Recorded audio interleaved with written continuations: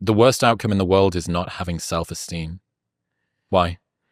Yeah, it's a tough one. Well, I look at the people, and I don't want to offend anybody, but I look at the people who don't like themselves, and that's the toughest slot because they're always wrestling with themselves, and it's hard enough to face the outside world, and no one's going to like you more than you like yourself. So if you're struggling with yourself, then the outside world becomes an insurmountable challenge. And it's hard to say why people have low self-esteem. It might be genetic. It might just be circumstantial. A lot of times I think it's because they just weren't unconditionally loved as a child. And that sort of seeps in at a deep core level.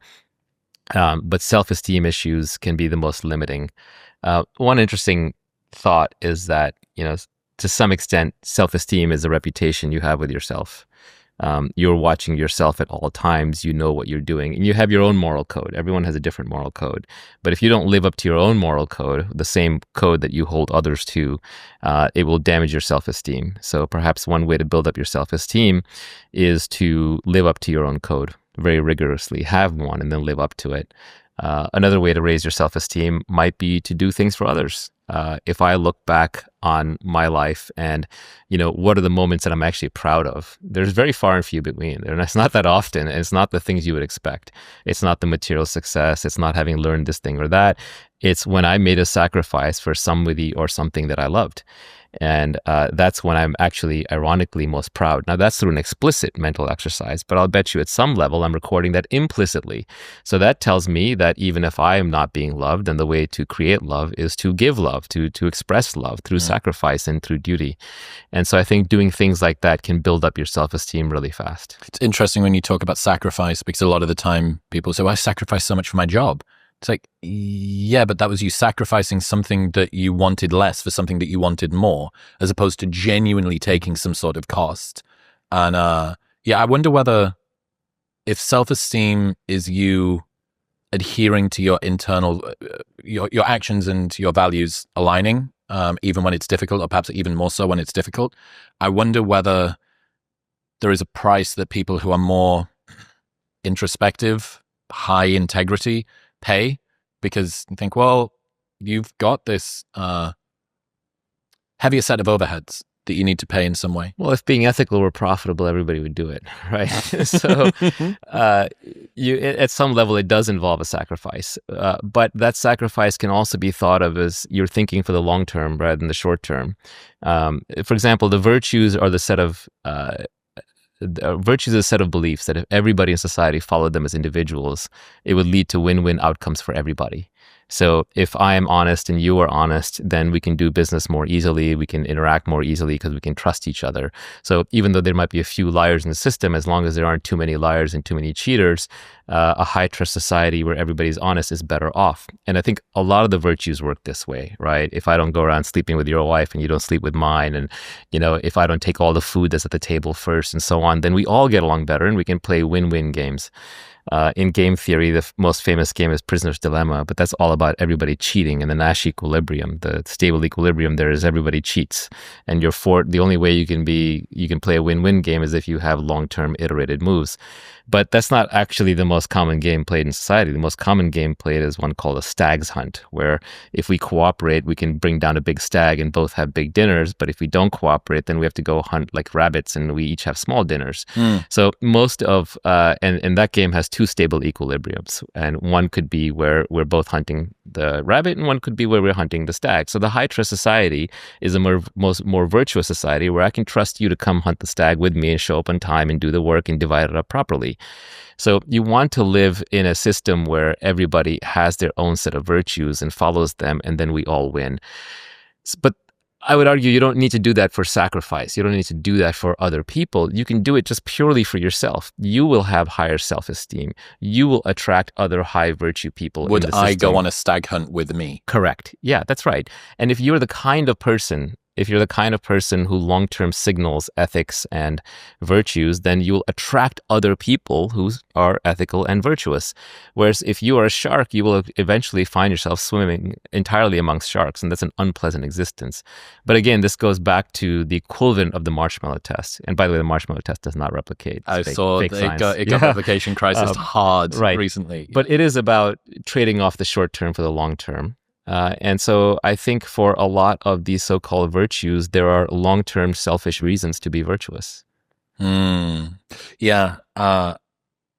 Did you deal with self-doubt in the past? Is that something that was a hurdle for you to overcome? Yes and no. I think I dealt with self-doubt in the sense that, I don't know what I'm doing and I need to figure it out. But I didn't doubt myself in the way of somebody else knows better than me for me, or that, I'm an idiot or I'm not worthwhile or anything that I guess I had the benefit of, I grew up with a lot of love. Like the people around me love me unconditionally. And so that just gave me a lot of confidence, not the kind of confidence that would say I have the answer, but the kind of confidence that I will figure it out and I know what I want, or only I am a good arbiter of what I want. Yeah, that level of self-belief, I suppose, allows you to determine what is it that matters to me. My self-esteem, should I chase this thing or not? I can make a fair judgment on that as opposed to being so swayed. But it's such a good point about, even if you think you're not consciously logging the stuff that you're doing, there is some that's in the back of your mind. Was it the daemon? Is that what the ancient Greeks or something used to talk about? Yeah, also in computer science, like there's a concept of a daemon, which is a program that's always running in the background. You can't see it.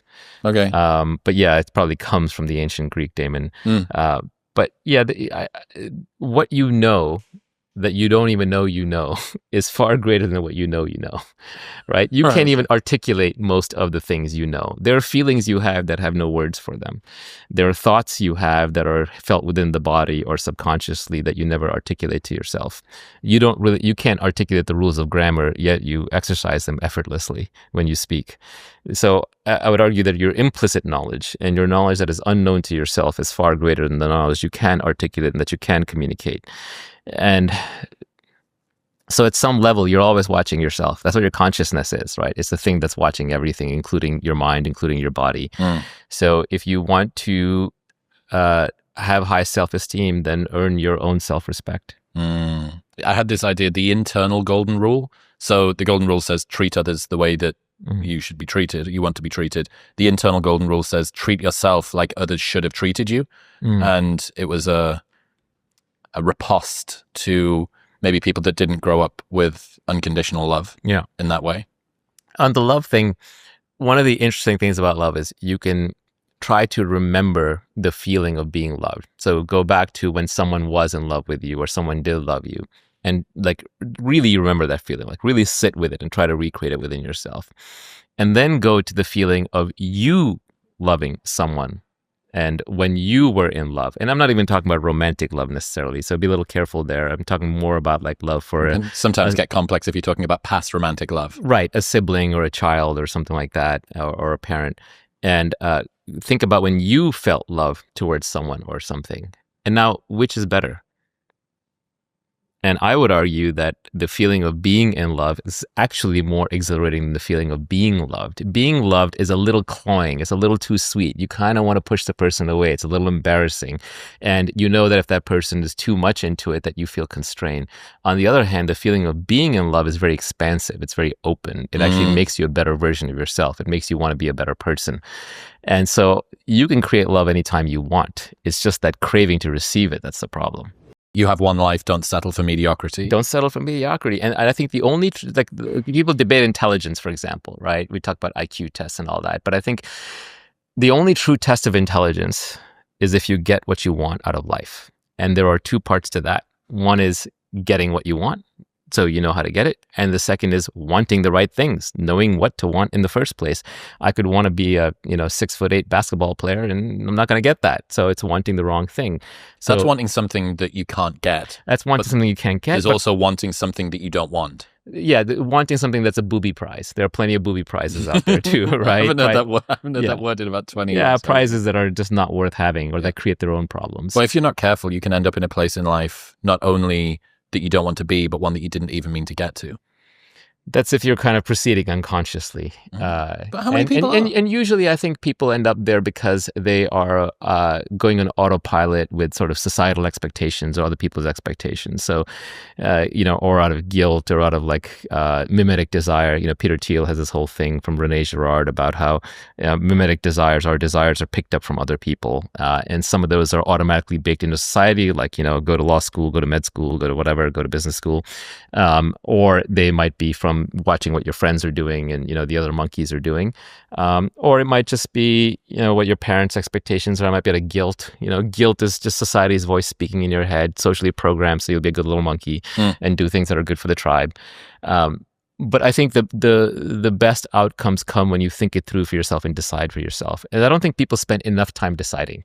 For example, we run on these 4-year cycles. In Silicon Valley, you go join a startup, you vest your stock over 4 years. That's the standard. Okay. In college, you go for 4 years. High school, you go for 4 years.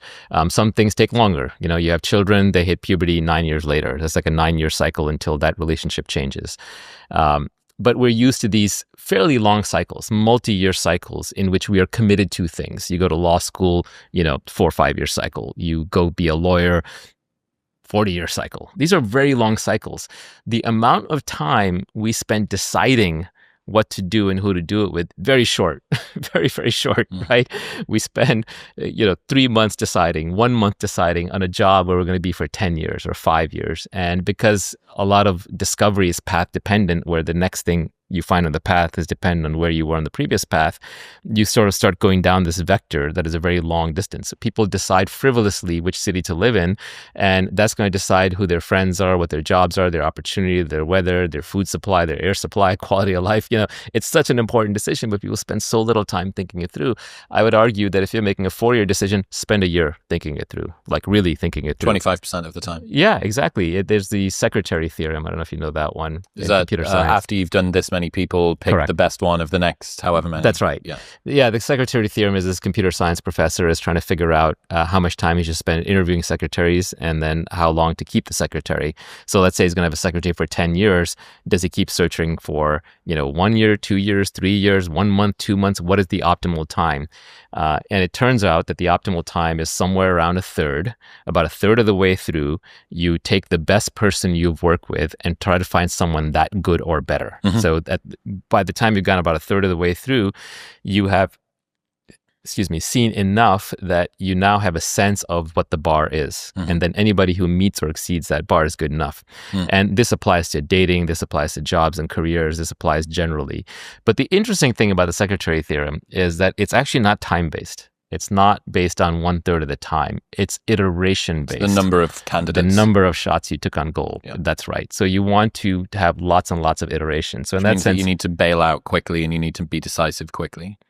That's right. You need to take opportunities quickly and bail out quickly. Correct. Like if you go back and you look through failed relationships, probably the biggest regret will be staying in the relationship after you knew it was over. Yep. Exactly. You should have left sooner. The moment you knew it wasn't going to work out, you should have moved on. So in that sense, I think Malcolm Gladwell popularized this idea of 10,000 hours to mastery. I would say it's actually 10,000 iterations to mastery. It's not actually 10,000. It's some unknown number, but it's about the number of iterations that drives a learning curve. And iteration is not repetition. Repetition is a different thing. Repeating is doing the same thing over and over. Iteration is modifying it with a learning and then doing another version of it. So that's error correction. So if you get 10,000 error corrections in anything, you will be an expert at it. Don't partner with cynics and pessimists. You mentioned there about the people who've got a nightmare going on at home and are trying to fix the world. But a lot of the time that cynicism and pessimism we find in ourselves. We see the world, whether we want to, whether it's because we've imbibed what the news or the negative people around us have said, or it's a bit more kind of endogenous than that. It's just sort of in us. It's the way that we see the world.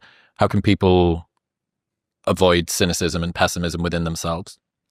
Yeah, cynicism and pessimism is a tough one. We're naturally hardwired for it. Again, I go back to evolution. I'm sorry to keep harping on evolution, but within biology, there's very few good explanatory theories, and theory of evolution by natural selection is probably the best one. So if you can't explain something about life or psychology or human nature through evolution, then you probably don't have a good theory for it.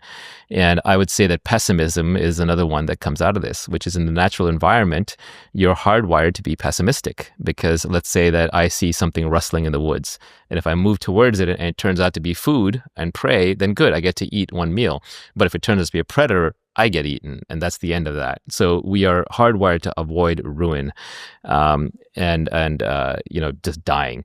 So we are naturally hardwired to be pessimists. But modern society is very different. Despite whatever problems you may have with modern society, it is far, far safer than living in the jungle and just trying to survive. And the opportunities and the upside are nonlinear. Also, in modern society, because there's so many different people you can interact with, if you go on a date and it fails, there are infinite more people to go on a date with. In a tribal system, there might have been 20 people and you can't even get through all of them. So modern society is far more forgiving of failure. And you just have to sort of neocortically realize and override that. You have to realize that you're much more running a search function to find the thing that'll work. And then that one thing will pay off in massive compounding. Once you find your mate for the rest of your life, you find your wife or your husband, then you can compound in that relationship. It's okay if you had 50 failed dates in between. The same way, once you find the one business you're meant to plow into and it'll compound returns, it's okay if you had 50 small failed ventures or 50 small failed job interviews. The number of failures doesn't matter. And so there's no point in being a pessimist. You want to be an optimist, but I would say you want to be skeptical about specific things. Every specific opportunity is probably a fail, but you want to be optimistic in the general. In the general, you want to be like, something in here is going to work out. How do you navigate that tension? I mean, exactly as I said, I'm optimistic in the general that if something fails right now, then this is a little woo-woo, but it wasn't meant to be. It was a learning experience. It was an iteration. As long as I learned something from it, then it's a win. If I didn't learn from it, then it's a loss. But as long as you're learning and you keep iterating fast and cutting your losses quickly, then when you find the right thing, you have to be optimistic and compound into it. So you don't want to jump into the first thing. You don't want to marry the first person you date necessarily, unless you got very lucky. But you want to investigate and explore very, very quickly until you find the match. And then you have to be willing to go all in. You have to be willing to move your chips to the center of the table. So both those approaches are required. So it's a barbell strategy. It's sort of black or it's white, and most people are sort of stuck in this gray bit. And I'm like half in, but I kind of don't really know if I am. And I also think like labels like pessimist, optimist, cynic, introvert, extrovert, these are very self-limiting. Humans are very dynamic. There are times when you feel like being introverted. There are times when you feel like being extroverted. There are contexts in which you'll be pessimistic. There are contexts in which you'll be optimistic. Leave all those labels alone. It's better just to look at the problem at hand, look at reality the way it is. Try to take yourself out of the equation in a sense. Like, obviously, you're involved, but motivated reasoning is the worst kind of reasoning. You're not going to find truth through highly motivated reasoning. You have to be objective. And objective means trying to take yourself out of it as much as possible, or at least your personality out of it as much as possible.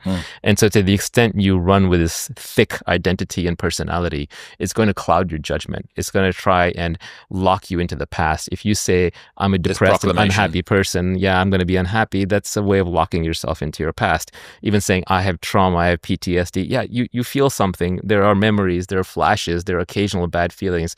But don't define yourself by it, because then you'll lock it into your identity and you're just going to loop on it. It's better to stay flexible because reality is always changing and you have to be able to adapt to it. Adaptation is also intelligence. Adaptation is survival. Adaptation is kind of how you're here. You're here because you're an adapter and your ancestors were adapters. So to adapt, you'll be able to see things clearly. And if you're seeing them through your own identity, it's going to cloud your judgment. You mentioned anxiety before. Imagine how effective you'd be if you weren't anxious all the time, is one of yours. And anxiety is the emotion du jour of the 21st century. And lots of driven people, very anxious, very paranoid. That's what's caused them to be effective. They pay so much attention, detail-oriented, not letting things go, staying up at night, thinking about it. That's the paranoia coming in. What have you come to learn about anxiety and dealing with it? So anxiety and stress are interesting. They're very related. Stress is when, like if you look at an iron beam, when an iron beam is under stress, it's because it's being bent in two different directions at the same time. So when your mind is under stress, it's because it has two conflicting desires at once.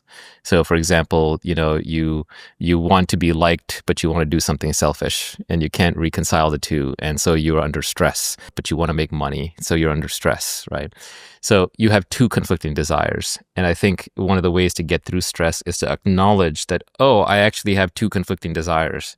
And either I need to resolve it, I need to pick one and then be okay losing the other, or I will decide later. But at least just being aware of why you're stressed can help alleviate a lot of stress. And then anxiety, I think, is sort of this pervasive, unidentifiable stress where you're just kind of stressed out all the time and you're not even sure why. And you can't even identify the underlying problem. And I think the reason for that is because you have so many unresolved problems, unresolved stress points that have piled up in your life that you can no longer identify what the problems are. And there's this mountain of garbage in your mind, and it's a little bit of it poking out the top like an iceberg. And that's anxiety. But underneath, there's a lot of unresolved things. And so you just need to kind of go through very carefully every time you're anxious. Like, okay, why am I anxious this time? I don't know why. Oh, well, let me sit here and just think about it. Let me write down what the possible causes could be. Let me meditate on it. Let me journal. Let me talk to a therapist. Let me talk to my friends. Let me just kind of see, like, when does that stress go away? If you can kind of identify and unravel and resolve these issues, then I think that helps get rid of anxiety. A lot of the anxiety is piled up because we move through life too quickly, not observing our own reactions to things. We don't resolve them. So this goes counter to what I was saying earlier about not reflecting too much on things. But you reflect on the problems to observe them and solve them. You don't reflect on them to feel better about yourself. To indulge them. Well, if you're doing it to just feel better about yourself, that could be strengthening your personality and your ego and could be creating a more fragile personality. One big anxiety resolver for me is just ruminating on death. I think that's a good one. You're going to die. It's all going to zero. You cannot take anything with you. And I know this is trite, and I know we don't spend enough time thinking about the big questions. We kind of give up on them when we're very, very young. A little child might ask the big questions like, why are we here? What's the meaning of life? What is this all about? Is there Santa Claus? Is there God? But then as adults, we're taught not to think about these things, or we've given up on them. But I think the big questions are the big questions for good reasons. And if you can keep the idea in front of you at all times that you're going to die and that everything goes literally to zero, what's there to stress about? Yeah, for better or worse, life is very short. How should people deal with its briefness? Enjoy it. Make the best of it. It's even briefer than that. Each moment just disappears. It's gone. There's only a present moment, and it's gone instantly. So if you're not there for it, if you're stressed out or you're anxious or you're thinking about something else, you missed it. So any moment when you're not in that moment, you are dead to that moment. You might as well be dead because your mind is off doing something else, or living in some imagined reality that is just a very poor substitute for the actual reality. So one of my recent realizations was, what is wasted time? What is a waste of time? So I don't like to waste time, but what is wasted time? And everything is wasted time in a sense because nothing matters in the ultimate. But in each moment, the thing matters. In each moment, it's the only thing that matters, actually. What's happening in front of you literally has all the meaning in the world. And so what matters is just being present for the thing. So if you're doing something that you want to do and you're fully there for it, then it's not wasted time.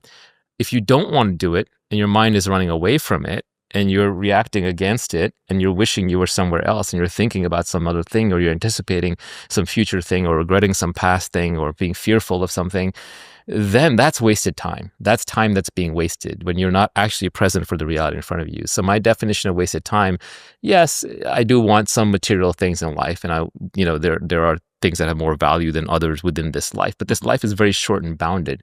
So the true wasted time is a time that you're not present for, when you are not there for it, when you are not doing the thing you want to do to the best of your capabilities such that you're immersed in it. If you're not immersed in this moment, then you're wasting your time. People get worried about dying and no longer being here, but they don't realize that so much of their life is spent not being here in any case. That's right. And I think people crave being here for it. And when you're here for it, you're actually not thinking about yourself. You are more immersed in the thing, the moment, the task at hand. We don't want peace of mind. We want peace from mind. That's right. Yeah, you don't the mind is what will eat you alive if you let it. And there's more to you than the mind. How so? Well, I mean, if I don't want to disassemble the body, so to speak, right? Because please go on. Yeah, at the end of the day, like everything arises within your consciousness, right? You've got nowhere else to experience it. Sorry? You've got nowhere else to experience it. You got nowhere else to experience it. And that consciousness is relatively static in the sense that it's been exactly the same from the moment you were born to the moment you die. And everything that you experience from your body, from your mind, to the world, to everything is within that consciousness.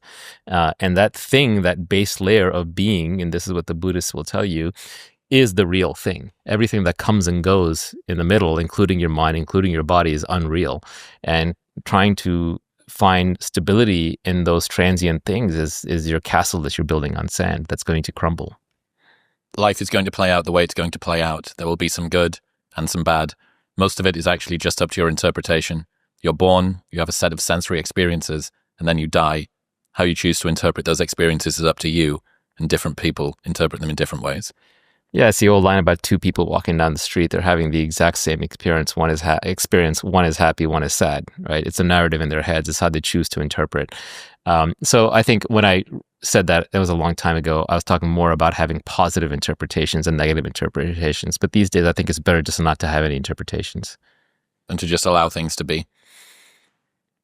You're still going to have interpretations. You can't stop it, and nor should you try. But even that having an interpretation is just a thing you can leave alone. Yeah, I really want to try and just dig in a little more to the best way to remind people that they should value their time. Just how brief it is, that the time that you spend ruminating, being distracted, fears of the past, regrets. Well, I don't want to tell anybody how to live their life. I would just say that to the extent that you want to improve your quality of life, the easiest and best way to do that is to observe your own mind and your own thoughts and be a little, not necessarily critical, but be observant of yourself more objectively. And then you'll kind of realize your own loops and patterns. It takes time. It's not overnight. It's not instantaneous. So you mean letting go is not a one-time event? Yeah, and there's letting go is not necessarily even the right answer. Like, yes, if you're trying to be an enlightened being and you want to live like a god and everything's gonna be perfect and be a Buddha, sure, you can let go. But I think in practice, it's actually quite hard to do. I think I would say that it's you're going to find a lot of fulfillment out of life by just doing what you want to do and genuinely exploring what it is that you want, rather than doing what other people expect you to do or society expects you to do or what you might just think it should be done by default. I think most older successful people will tell you that their life was best when they lived it unapologetically on their own terms. Be selfish. Holistic selfish. I had this insight, or a question, I guess. How much do you think that we should trust the voice in our heads? Because half of wisdom suggests to rely on your sort of bottom-up intuition, and then half of it has to be sort of top-down, rational as possible. How do you navigate the tension between head and gut in this way? I think the gut is what decides. The head is kind of what rationalizes it afterwards. The gut is the ultimate decision maker. If it doesn't, and what is the gut? The gut is refined judgment. It's taste. An aggregator. Aggregated. And it could be aggregated through evolution, and it's in your genes and your DNA, or it could be aggregated through your experiences and what you've thought through. The mind is good at solving new problems, and new problems in the external world that have defined edges, beginnings and ends and objectives. What the mind is actually really bad at is making hard decisions. So when you have a hard decision to make, I find it's better to, yes, you ruminate on it, you think through all the pros and cons, but then you sleep on it. You wait a couple of days. You wait until the gut answer appears with conviction and it feels right. And when you're younger, it takes longer, because you just don't have as much experience. And when you're older, it can happen much faster. And old people are more set in their ways as a consequence, right? They know what they want. They know what they don't want. So it takes time to develop your gut instinct and judgment. But once you've developed them, don't trust anything else because you can't go against your gut. It'll bite you in the end. Usually in relationships that failed, you can look back and say, oh, actually, I knew it was going to fail because of this reason, but I kind of went ahead anyway because I wanted it to be this way, right? I wanted this person to be a different way than they are, or I wanted to get a different thing out of it than I knew I was going to get, but I just wanted it. So sometimes desire will override your judgment and then trap wishful you. Thinking. Yeah, wishful thinking. It traps you into a pathway that chews up time.